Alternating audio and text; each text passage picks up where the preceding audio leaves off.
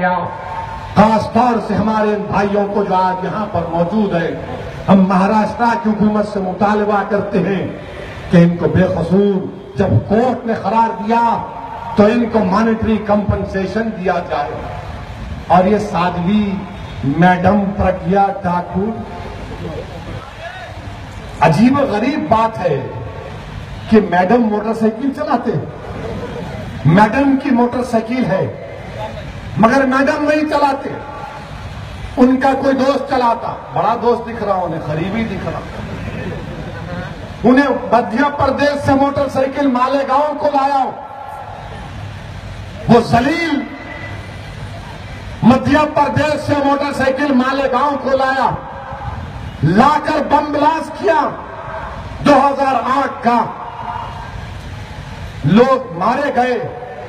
और मोदी सरकार के 6 दिन कह रहे हैं, एनआईए कह रही है कि मोटरसाइकिल तो मैडम की थी, मैडम नहीं चला रहे थे, कोई और गधा चला रहा था। मोटरसाइकिल तो मैडम की थी मगर मेंटेनेंस कोई और गधा कर रहा था, इसीलिए मैडम का नाम निकाल रहे हैं। वाह, क्या इंसाफ है मिस्टर मोदी आपका। ये अच्छे दिन आपके हैं। हिंदुस्तान के वजीर आजम, आपको सऊदी अरब की हुकूमत ने अपना सबसे बड़ा एजाज आपको दिया। आप बताइए क्या हो रहा है मिस्टर मोदी। मैं आपको बता रहा हूं मेरे अजीज भाई और दोस्तों, मोटरसाइकिल मैडम प्रज्ञा ठाकुर की थी, बेकसूर है। 10 लोग मारे गए, बेकसूर हैं।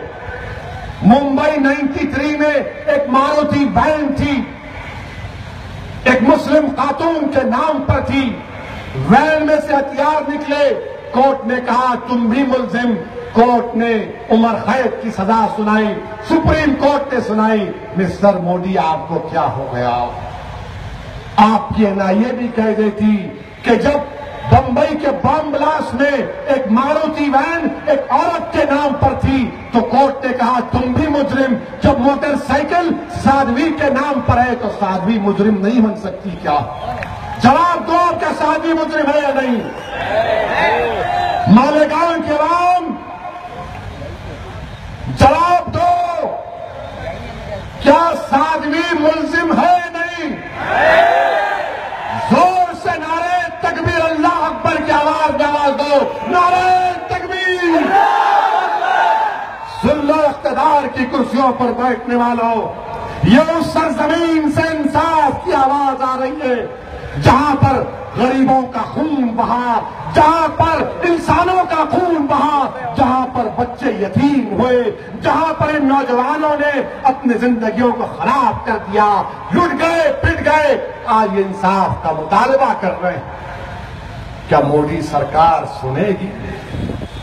मन की बात भूलेंगे या फिर मन की बात तक हमारे मन की बात नहीं पहुंचेगी?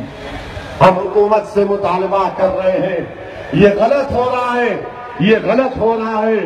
साध्वी को जेल जाना चाहिए पुरोहित के साथ। याद रखो, दहशतगर्दी कोई भी करे, किसी भी मजहब का आदमी करे, वो हिंदुस्तान के लिए अच्छा नहीं है, हिंदुस्तान के लिए अच्छा नहीं है। मैं तुमसे कह रहा हूं, आज अगर ये हुकूमत दहशतगर्दों के खिलाफ नरम रवैया अख्तियार करेगी तो मुस्तकबिल में और दहशतगर्द पैदा होंगे। इसका जिम्मेदार हुकूमत करने वाले हैं। हम हुकूमत से मुतालबा करते हैं कि आप इंसाफ करो। और हद तो ये हो गई मेरे भाई कि हमारे लिए ट्रेनिंग्स कर रहे बजरंग दल वाले, बंदूक लेते यूं आंख के अंदर कूद रहे। अच्छा, क्या बोले तो एक मुसलमान की टोपी पिला दिए, उन्हें गिरा रहा है कि वो तो नहीं टेररिस्ट है। जब लोगों ने पूछा ये क्या कर रहे, उन्हें टेररिज्म। मैं बजरंग दल के लोगों से बोलूंगा, अरे आप वहां क्यों करते अयोध्या में? आप महाराष्ट्र को हो ना, गढ़ीचोरली में वहां चले जाओ, वहां नक्सलाइट है, वहां जाके दिखाओ, अपना ताकत दिखाओ, वहां जाके नारे लगाओ, भारत फूला बोलो, जाओ उनके जंगल में जाके वहां बोलो, मां दिखाओ, तलवार दिखाओ। मां नहीं जाएंगे, वहां अंदर गए तो कपड़े भी वापस नहीं आते हैं। खाली ये पेपर टाइगर है, यहाँ कूद गए, वहां कूद गए। मेरे को आगे टीवी वाले बोल रहे ऐसा करने वाले क्या करते, मिलाकर हम खाली मालेगांव में अगर हमारे भाई की शादी की बारात निकली, या औरंगाबाद में निकली, या हैदराबाद के किसी गली में हमारे भाई की शादी की बारात निकली, अगर हम खाली लकड़ी को तलवार समझ के नाचते तो पुलिस आके बोलती कहां से लाया, ये चाकू कहां से लाया, तलवार कहां से लाया, किधर से लाया, कौन दिया। ये क्या इंसाफ है। अगर वो क्या मुसलमान करते तो क्या करते। हिंदुस्तान में बोलते आईसिस आ गई, आईसिस आ गई, आईसिस आ गई। अब आईसिस का जिक्र आया, वो आईसिस के लोग अपने आप को दाइश बोलते, उन्होंने वहां बैठे रहे, वहां बैठ के उन्होंने मेरे दुश्मन बन गए। दाइश वाले मेरी फोटो दिखा रहे, औरंगाबाद में इलेक्शन कैंपेन कर रहा हूं, मेरी फोटो दिखा रहे दाइश वाले। अरे कौन सा खलीफा है, ये बगदादी है, तू तेरे गाय का खलीफा, तू कहां का खलीफा। उनके बच्चे वीडियो डाल के सऊदी ओवैसी को डरा रहे, ऐसा करेंगे। अरे बाबू तुमको मैं चैलेंज कर रहा हूं, आ जाओ जिहाद पे डिबेट कर लेंगे। आईसिस वालों आ जाओ, आओ जिहाद पे डिबेट करेंगे। आओ, तुम जिस जगह बोले मैं तैयार हूं, जिहाद पे डिबेट करेंगे। अरे तुमको इस्लाम नहीं मालूम। वो एक नौजवान बच्चा बोल रहा बेवकूफ है, वो नालायक है, पूरा इस्लाम अमन का मजहब नहीं, इस्लाम कताल का मजहब है। अरे बेवकूफ, मोमिन को मुसलमान को मोमिन बोलते, क्या माने मोमिन के बताओ फिर। अमन के माने नहीं, ये होता है कताल। नूरुल मसाबे पढ़ो जाके आईसिस वालों, नूरुल मसाबे में 20 शराइत लिखेगा इतिहास की। अल्लामा वो बहुत बड़े आलिम दीन ने क्या लिखा, अल्लामा रागिब अस्फहानी रहमतुल्लाह अलैह ने बताया जिहाद 3 किस्म का। इन्हों बुदावे नहीं, असल कुछ है प्यारे, ये अजीब और गरीब है। तुम डर के भाग गए हिंदुस्तान से, मैं खड़ा हुआ हूं देखो। तुम डर के भाग गए बीजेपी से, तुम डर के भाग गए मोहन भगवत से, तुम डर के भाग गए शिवसेना से।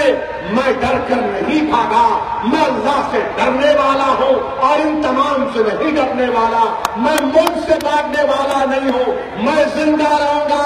सुनो बगदादी, अगर मेरी आवाज तेरे कान तक पहुंचे तो सुन, असदुद्दीन ओवैसी जिंदा रहेगा तो एक मुजाहिद की तरह रहेगा, और अगर दुनिया से जाएगा तो शहीद बनकर जाएगा।